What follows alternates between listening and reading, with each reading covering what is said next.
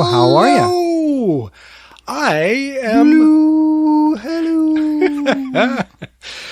I am good. I'm, for all intents and purposes, I am finished with seminary. Congratulations. Thanks. Yeah, I have turned in my very last paper. I just have some classmate interaction to do and a class to attend, and that is literally all I have to do. I've read every book. I've written every paper. I have submitted every assignment. I am done. But it literally worked out this way that the same time that I finished all of my assignments was the same time that our Summer in the Psalms series started. And I feel like it's just rolling from one thing to the next in a really cool and positive way. Because one of the things I've been talking to my spiritual director about is, what do I do in this moment of transition and change? And I'm walking away from seminary and into a different pace and a different thought life. And so how do I keep my spiritual rhythms intact? And it was just so wonderful that this Summer in the Psalms series that we're doing on this podcast could just roll right into it. That's awesome. It's hilarious that you say all of that, because I was actually calling because this idea of transition has been on my mind a lot lately, and it sounds like it's been on your mind as well. Oh, absolutely. Yeah. Yeah, I just want to kind of talk about transitions and what it means to be following Jesus in times of transition. You know, you mentioned a few moments ago that you were talking to your spiritual director about keeping your spiritual rhythms in place during a transition. And I have been in transitions as well, and that's always really hard for me too. I think transitions are hard. Yeah, you're exactly right. They are hard. And right now, the transition I'm in is one that, you know, ostensibly I've seen coming for 4.5 years. I knew this moment would arrive. So I've had time to plan, or I have time to think about it, time to talk to my spiritual director about it. And yet the awkwardness of being in the in-between still exists. But it's not the only type of transition. I mean, it's made exponentially harder when a moment of transition is kind of foisted upon you. You just, all of a sudden, you have to switch from thing to thing, or have a major life change that you didn't expect. And those are harder and more disorienting just because of their suddenness. Yeah, you know, I think of transitions in two different categories. There are the transitions we choose, and the transitions that are, to use the phrase you just used, foisted upon us. Mm-hmm. And what's fascinating to me is both are difficult, but sometimes they are difficult in different ways. For example, the transition you were just talking about that you're in the middle of, or the transition that moved us to Missouri a couple of years ago, we knew that transition was coming for almost an entire year. And in some ways, the lead time on that is exhausting and overwhelming in and of itself, just knowing that it's coming. Yeah. And there were a host of moments in the middle of that we were like, oh, can it just be over? Can we just be there already? But then there are transitions you don't expect that are sudden. And I suspect in the middle of those, people find themselves saying, oh, I just wish I had a little bit more time. Well, sometimes it's more time, but then it's also, I mean, depending on the circumstances of that transition, right? There are all of these questions that kind of cloud your mind. God, are you still there? God, I don't think I'm doing this right, or I don't think I'm doing this well enough. God, I feel like a failure right now. God, I'm not oriented to my space right now, and I feel so chaotic, and I just want some rest. Like, I think there's so many things that swirl about and feel so uncertain and unsolid when the transition is foisted upon you. That's the word of the day. And if you're counting at home, that's number 3. So, Jing. Well, exactly. And this is, I have so many questions about the intersection of the spiritual life and transitions. And you just hit on one of them. I think one of the big questions for me is, what does it mean to relate to God in the midst of transition? I feel like, I have a very difficult time praying in transitional moments in a traditional sense. I have a hard time keeping my mind focused on God in times when I'm setting aside time for prayer. I may pray more throughout the day, but I pray less in my quote-unquote quiet times. Does that make sense? Yeah. Yeah, I think there is something disruptive about our rhythms and our spiritual practices in the midst of transition, whether a planned or unplanned transition. But on a broader scale, I heard it said once that when you're getting married, marriage doesn't make your relationship better or worse. It doesn't do anything but put a magnifying lens on the relationship that already exists. So whatever your relationship is in that moment, just magnify it by tenfold, and that's what marriage is going to be like. And obviously there's room for growth and change and all of that thing. That's not a static statement, but it is saying that transition, that crossover from dating to marriage, is a magnification of whatever state that relationship is in.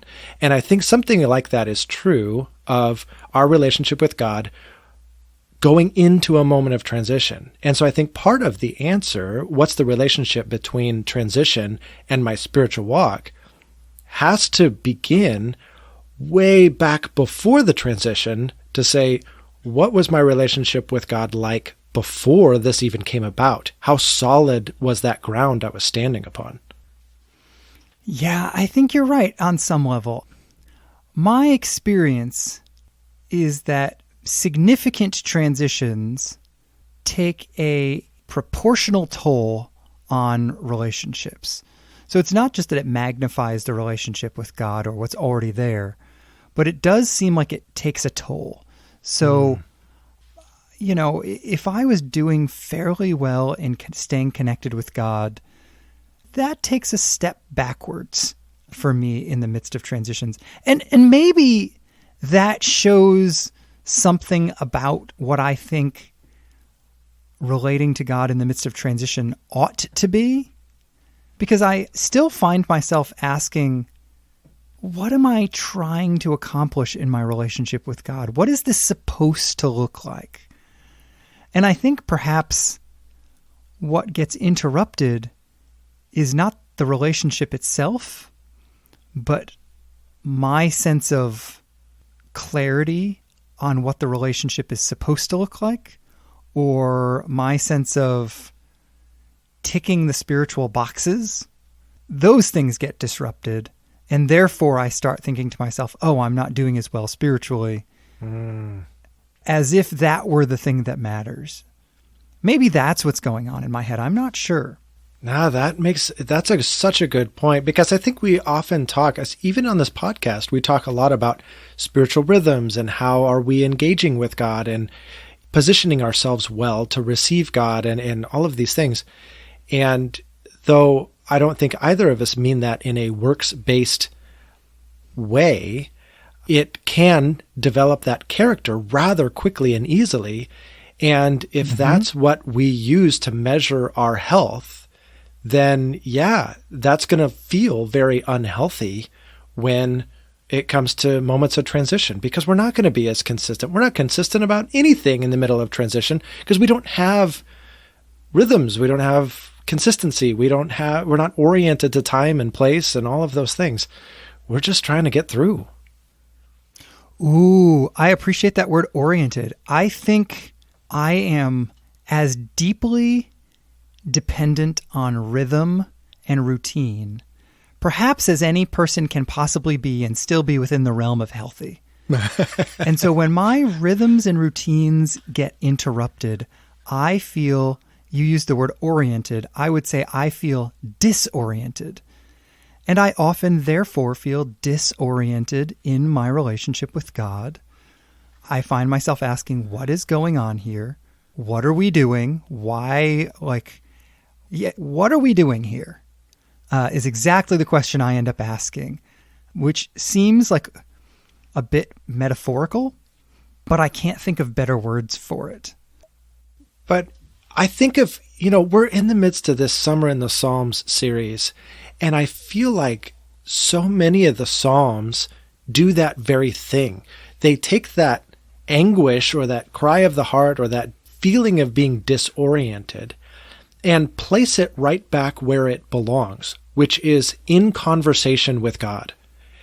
And if that is the default in the middle of transition, if that's who you go to on some level process this, or at least, if I can say it this way, unload all of that, that I think is a spiritually healthy response. No, that's a great point. I see what I feel like is often missing in my relationship with God in these moments, because I see other people get the thing that I'm looking for in conversation with me, if that makes sense. I was talking with one of the guys from the church a couple of days ago, and we have had a host of very complicated transitions even this week in our housing programs at my church, and it's just been very, very messy. And actually 3 different people decided to take their scheduled meeting with me to kind of debrief the chaos. And in one of the situations, they wanted to talk about it briefly and then move on, and nothing really happened in the conversation. The other 2 decided to take an extended amount of time, almost a full hour, and just describe what they were thinking and feeling and how it was impacting them. And in both of those situations, the experience of being heard, the experience of being able to fully express where they were at, allowed them to spiritually shift their posture. Mm-hmm. In one of the situations, the guy went from deeply hurting, worn out, and overwhelmed to deeply grateful and deeply proud of himself in the healthy sense, all because he was able to talk it out. Mm.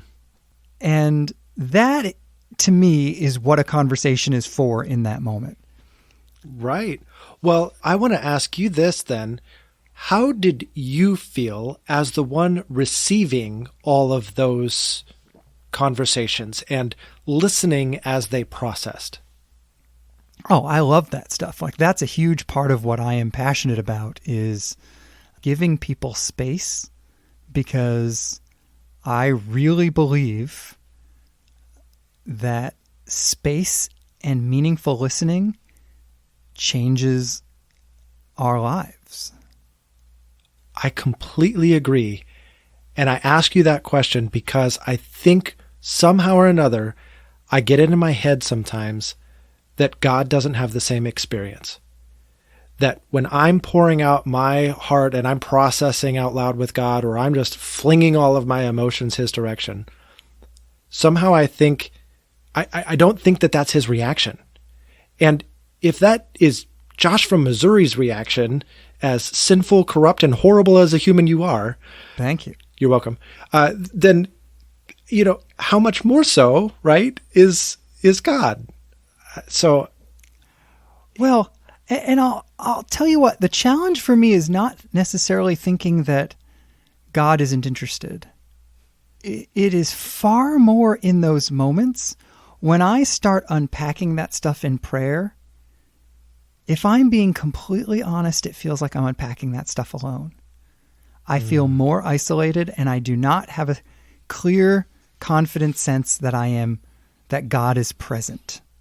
Boy, that's so good. I think you're totally right. And I just had an experience. I was just having coffee with somebody before we recorded this podcast. They're really going through the ringer.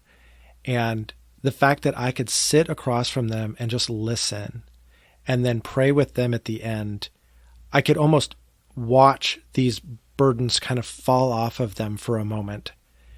And there is something powerful about sitting with another human being and processing this. And I don't think that we're taking the place of God in that moment. I think we are exercising our divine calling as the imago Dei by doing that. The representatives of God, not the replacements for God. Correct. I think that's how God designed human beings, and why spiritual friendship or mentors or whatever Christian connection relationship you want to talk about, like, we need each other in the church for that reason. And the other piece of this, as I'm thinking about it, when life is in transition and I need to process it out with God, I may need to pray differently.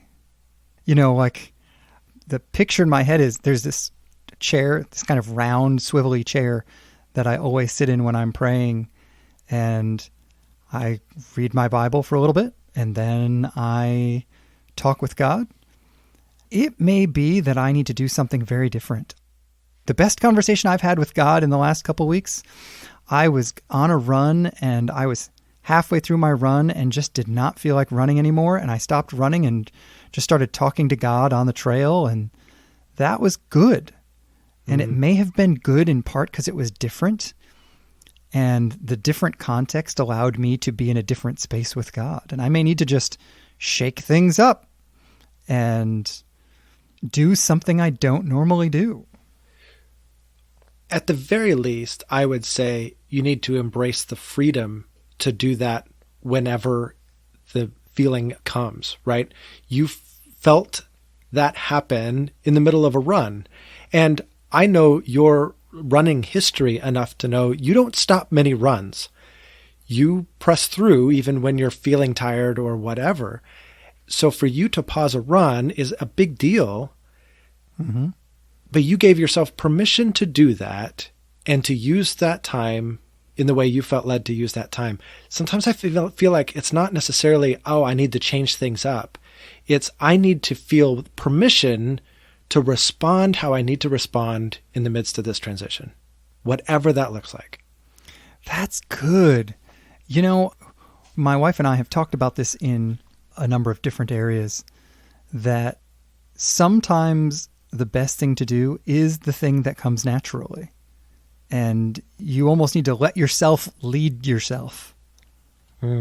And that's exactly right. So stop. Just stop. And that's fine. Whatever you need to do. Don't be controlled by your rhythms. Don't be controlled by your norms. I think that's really good. What else? What other thoughts have you been having about transition? Because you've been going through transitions as much as I have recently. Yeah. One of the things that's really been sticking with me through my transition is kind of a knowledge of who I am in my unguarded moments and the ways that I can get lazy or distracted. And I am worried that many of the spiritual benefits that I got from studying in seminary will be, obviously that seminary is going to be taken away. So I'm not going to get all of those. And when I got really, really busy, sometimes I would rely on those benefits as a substitute for my other spiritual practices. And without that to fall back on, how healthy am I going to be now engaging in the rest of my life spiritually? And I'm kind of scared of myself. And I'm having to, lean into my rule of life and lean into some other practices that I have deeply enjoyed over the last few years and try to figure out how to engage those rhythms more healthfully as I transition to the next phase. I think that's one of the great things about a moment of transition is, in a way, getting to reimagine yourself and reimagine your circumstances and reimagine your life and saying, this is who I want to be. Let me seize this moment to be a better version of me. or a more consistent version or what have you. And I find myself in that mindset as I engage this transition out of seminary. Yeah, this is the difference between a mid-20-something getting out of Christian college or seminary and a 40-something getting out of Christian college or seminary. You are aware of that process before it happens. I have had this exact conversation with a host of graduating mid-20-somethings who are going into ministry or who are just getting out of Christian college or whatever. And 6 months or a year later, they realize their spiritual lives have tanked because there was a scaffolding set up around them that was supporting their spiritual lives that they had no idea was there. They thought they were being independent when in fact they were just depending on scaffolding that they were completely ignoring. And it is cool to hear you being intentional about that moment. That's a really good thing. I mean, I don't know if it's driven from wisdom or just plain fear. That seems to be how I'm feeling inside, is I don't want to lose a vital connection with God. I don't want to lose a passion for his word. I don't want to lose rhythms of healthy prayer. I don't want to lose rhythms of study and good conversation like we have on this podcast. Like, I just don't want to lose those things. I'm fearful that left to my own devices, I will. And so thank you for saying what you did, but it feels like unwarranted praise since it's just really driven from fear, not wisdom. Well, but if I can drive us back to basic Bible themes here, I think that when the Bible talks about the fear of the Lord, I actually think that's what you're exhibiting. The fear of the Lord is not necessarily, somebody said this week, and I thought it was great. Somebody in conversation with me said, I finally understand that the fear of the Lord is not fear of what the Lord will do to me. The fear of the Lord is actually fear of losing the Lord in the midst of all the other things. I actually reconstructed that sentence in my head before you finished it. I thought you were going to say, it's not the fear of what the Lord will do to me. It's fear of what I will do without the Lord. Yes, exactly. I think that is the same general idea. And both ways, it is hard for me not to hear that in what you are saying, and therefore, secondarily, to think that sounds to me like the beginning of wisdom. I hope so. That would sure make my day. Literally, yes. We'll find out, I think. But I wonder if we can, just because I'm feeling a little under the microscope here, can we broaden this out or at least go attack this from the other side? Because I think both of us are in moments of transition that in large measure we can see coming. But I know we've both experienced life transitions that come rather suddenly. And for me, let me just describe the situation I'm thinking of in my own life. In my own life, I was working for not the 911 center. I had been there for over a decade and content in my job, but desperately wanting to be in some form of ministry and asking God when that would be. And this opportunity came to be the principal / middle school teacher, one of two middle school teachers at my kids' very small rural Christian school.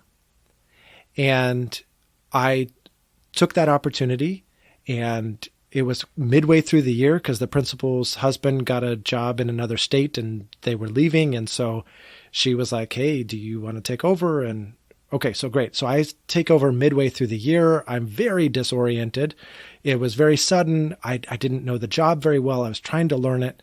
And so the whole time was just a moment of transition and disorientation. And then after the next summer, just like 2 weeks before teachers reported back for the new school year, the school board said, well, enrollment just didn't recover like we thought it might, and we're going to close the school. And very suddenly, I had to stop this whole multi-month long transition that I had been in and begin a transition back to my old job at 911, which thankfully they took me back. But that was all very sudden, and it was all so disoriented. And I wonder if we can camp out for just a moment on those types of rather sudden and highly confusing transitions. How does that differ from what we've already been talking about? No, this is a great point. The church where I'm at, over the last couple of months, has had several folks transition out of the team. Some of those were quite quick. Some of those were a little bit less quick. A couple of those were for unhealthy reasons, relapse, inappropriate relationships, things like that. You know, there have been moments where we had a staff member on Monday and didn't have that staff member on Tuesday. And suddenly all that person's work is on my plate. Yeah. And I think that's the kind of transition that you're describing, right? Like where it's right. It is legitimately out of your control and you had no lead time. And what do you do? Yeah. I think the question that I find myself asking is, where is God in that? Right. You know, there's a great line in Hamilton, right? In the eye of the hurricane. And in the eye of the hurricane, I mean, I know in the rest of the song lyric is there is silence, but with the storm swirling about you, I do think it is really, really hard to figure out where God is in all of that. And sometimes it's a long time afterward that you can see God's leading in all of that or how he was with you. But this is where I think all of the pre-work, where was your relationship at with God before that moment? And you just have to fall back on the trust that God has always been with me. I can point to these other things. And even if I can't see him here now, I can see that clearly and I'll hold on to that. Yeah. I think for me, it's holding on to those things as well as more and more I find myself really fascinated by the virtue of trust. I am a highly competent human being. I'm good at a lot of things. I'm a good communicator. I'm a good leader. I'm just good at stuff. And so in the kind of transitions that we're talking about now, my honest first instinct is to perform my way out of the problem. And throughout a number of the transitions that have happened in my life recently, I find myself being challenged to trust that God is able to work out his plans and purposes, that I am not an essential character in the story. I'm just a background character, far from being the hero of the story that I normally want to be and think I am. I'm really just a background character, and I need to surrender center stage to God as the history maker. And that, for me, has been the one thing that helps me get through those kinds of transitions that I think we're now talking about, is acknowledging how weak my own trust is, but seeking to use those moments to grow my trust, to practice trust. Boy, that's so good. It's so good to take yourself out of the center of the story. And I think that's what helps me be able to recognize that there is a bigger story at play, that God never promised that it was going to all work out fine for me. That, in fact, he said it was going to be really, really challenging to follow him, and horrible things were going to happen in this world, and he'd just be with us. That was the promise. And so trust has nothing to do with trusting that my circumstances are going to get better. They might, but trust is relying solely on a God who is good, even if the circumstances don't get better. And a trust in a bigger plan and a bigger vision than just my own suffering or my own condition. That is a hard, hard thing, but it sounds kind of negative, but to experience it, those moments where you finally do, it's so liberating. Well, and at least for me, like I said, it is practice. I don't know that I've ever had a moment that was complicated in my life where I actually did it. But there were lots of moments of recent that I at least practiced it and felt like I gained some benefit and some clarity and some peace from the practicing, even if it was only partial and weak and broken and flawed practicing. Well, and I'll say this for practice, and I just want to affirm, like, over the 20 years that we have been friends, I have watched you practice this. And I have seen it being practiced belatedly. Oh, if only I had. But I'll tell you this, I've been very inspired during your current transition. You have succeeded at this far more than you ever have in your life. I have watched it. I have heard how it transforms your opinion of the moment by having experienced this. You have practiced and you are seeing results in your practice. And that is really, really cool. Thank you. That's incredibly encouraging. You're absolutely right, though. Years of practicing do make a difference. And there have definitely been moments where I've gotten further this time around. And I appreciate the fact that that's noticeable from the outside because, I grew up hearing trust as a third grade song, right? Trust and obey, for there's no other way. As if trust were a simple thing that you just do. And that has not been my experience. No. My experience is that trust is complicated. Yeah. And that I have to work at it. And work at it is entirely the wrong thing. I need to practice it. Like you said, 20 years of practicing it. And while it is still a flawed practice, at least there's some improvement, but it's been 20 years of practicing. Yeah, man, so good. I want to use that as a moment to transition to the audience and say, hang in there with your practice. Hang in there with the Psalms. Immerse yourself in this worldview of trusting God with every single emotion, every single moment of transition, every single moment of chaos. If the Psalms do nothing else, they reorient us at least to that, to say, God, in the midst of whatever we're experiencing, I'm going to trust you. It might take everything I have, but I'm going to trust you. And almost like a reminder to oneself over and over and over, yep, I can trust God. So I hope that you all are joining us with this Summer in the Psalms series.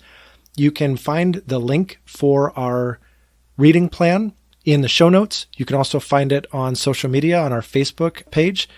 You can also follow us on Instagram. You can't get the link on Instagram because that's just not how it works, unfortunately, but you can get the link to our reading plan on Facebook. And we invite you to read along with us and share your thoughts with us. We'd love to engage with you. Absolutely. I am so excited to hear what people are thinking. And in all honesty, this is also a moment where it is good for us to practice, I think, the communal discipline of praying together. Like, transitions are a good moment to know that someone else knows and is praying.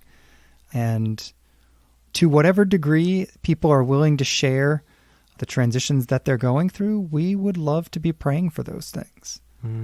Yeah, how encouraging is that? Absolutely. But so, I mean, that's what I've been thinking about. But what about you? What are you thinking about these days? Yeah, so I'm, like I said at the top of the episode, really loving our Summer in the Psalm series. I'm so glad it's finally here, and I'm so glad to finally be sharing thoughts directly from the Psalms. I've been thinking about this for a long time, but I'm finding the value in this in a whole new way. I've been conflicted, and I think I've even said on the podcast before, I've been conflicted. How should we or should we not use the divine name? Should we use the name Yahweh?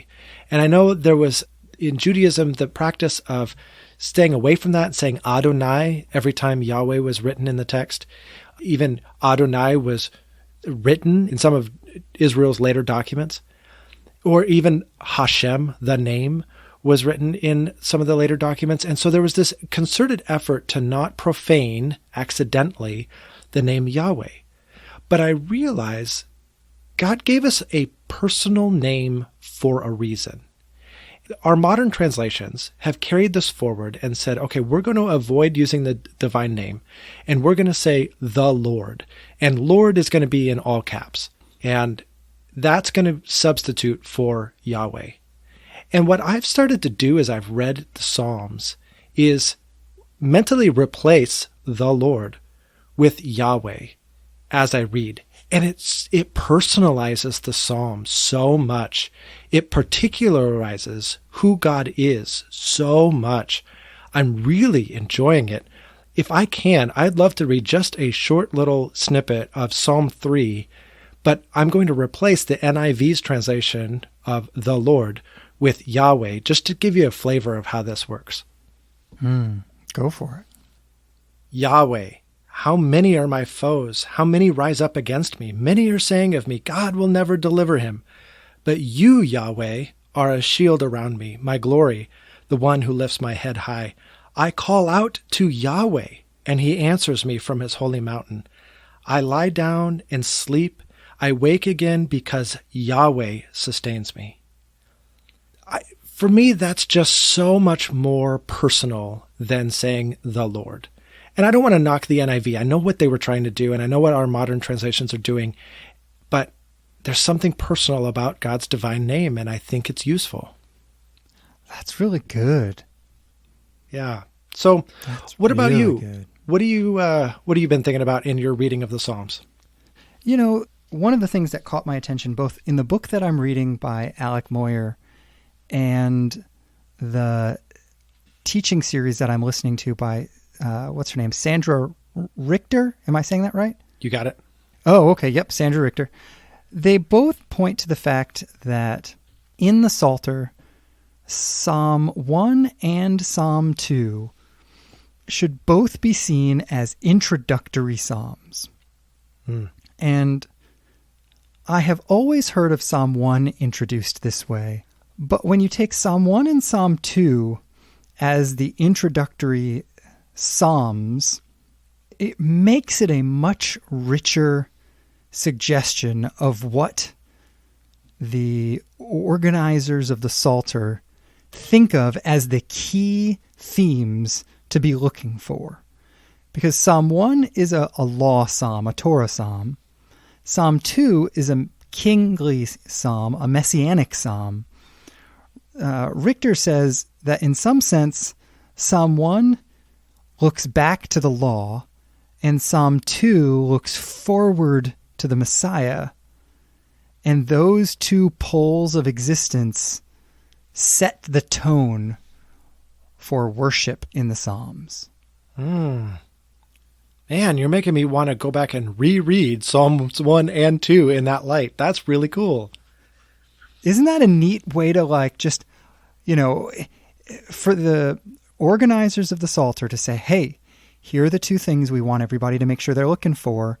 These two themes weave throughout everything we're about to say, so be looking for them, is, for me, very helpful. And really what I find myself wanting to do is read the rest of the Psalms mindful of this sort of, to oversimplify Psalm 1, everybody has a choice, and that choice is, will you walk in the blessed way of the law or the cursed way of not the law?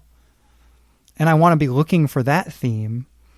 And Psalm 2 really asks the question, how will you respond to the king?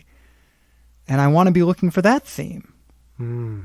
And I'm curious how that will inform my reading of the Psalms. I'm curious too. I hope that comes out in your thoughts segment from time to time, because I'd love to hear it. Yeah, I'm very grateful for that point. Again, that kind of was in both things that I've been reading. Wow. That's so good. And we're going to make a really horrible transition to our not so good Which Josh question. And a note to the listeners. Well, in some sense, it's good. Okay. Once I explain what the Which Josh question is this week, I would love for you to defend how this is a good Which Josh question. So the question is this: which Josh has not thrown up in over 30 years? Now, defend yourself, sir. That's a long time. That's a lot of not throwing up. That's a good thing. Throwing up is a bad thing. The absence of a bad thing is a good thing. All right. And it is perhaps obviously me, and I am quite proud of it. Okay, tell us your secret, because I'm sure a lot of people are out there going, how do I make this a part of my life? I have an inherently strong stomach, so that's a big chunk of this. Oh, great. We have to have Josh from Missouri genes. Yeah, but I will say, in all honesty, the amount I get sick has decreased almost to nothing ever since I have been drinking a glass of orange juice and having at least one mug of jasmine green tea every single day. Really? Those two things together. I mean, literally 2-3 weeks ago, everybody around me was getting sick. I felt myself getting sick, like really, really sick. Like I could feel it coming. And I just started downing orange juice, and I drank in one evening, I drank 4 giant mugs of jasmine green tea. And the next morning I woke up totally fine. Okay. So I have to say, I'm sure that all of this is legit, but I hear you say all that. And I think of the dad in My Big Fat Greek Wedding who put Windex on everything because he thought it just cured the world. And I'm like, yeah, okay, buddy. It does sound like that. I mean, at the end of the day, we all know vitamin C is good for you. And I think the thing in green tea is antioxidants. I don't know what they are, but I know they're in there. But regardless, I did not start doing either of these things for health reasons. I happen to really, really like orange juice. I would love to win a Tropicana year's supply of orange juice. It would be a glorious thing. And I love jasmine green tea, so I drink it all the time anyway. But yeah, I almost never get sick. And if I start to get sick, it means I have not been doing those things. All right. You heard it here first, everybody. Right here on this podcast, orange juice and green tea. You'll never get sick again. That's it, man. All right. Well, are we on for more health remedies next week? Absolutely. All right. I'll talk to you then. All right. Talk to you then. Bye. Bye. What?